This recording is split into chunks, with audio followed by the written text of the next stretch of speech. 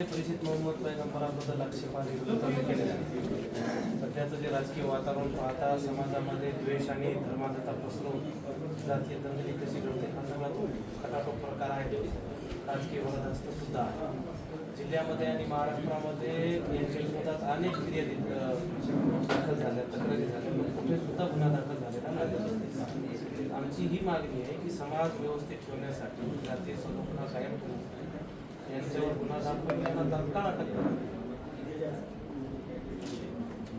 यांना मोहम्मद पैगंबरबद्दल काही माहिती नाही, मनानच काहीतरी कुराणमध्ये असं लिहिलेलं आहे, कुराणमध्ये तसं लिहिलेलं आहे म्हणून कोणत्याही प्रकारचा त्यांना कुराणचा अभ्यास नाही, काही नाही, काही मनगडत. विशेष म्हणजे 2-3 वर्षाखाली हे प्रेषित मोहम्मद पैगंबराबद्दल व्याख्यानं देत होते की पैगंबर कसे चांगले, 17, 18, 19, 20 त्यांचे व्हिडिओ आहेत, व्हिज्युअल्स आहेत.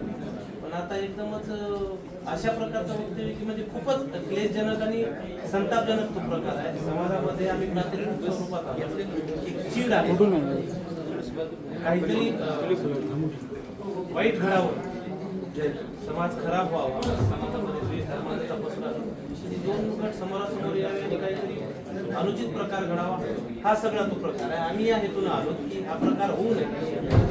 राजकीय वातावरण तापले, निवडणुकीचा काळ आहे.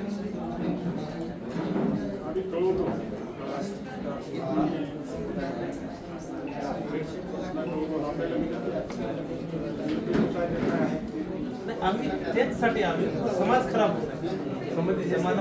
संबंधित एसपी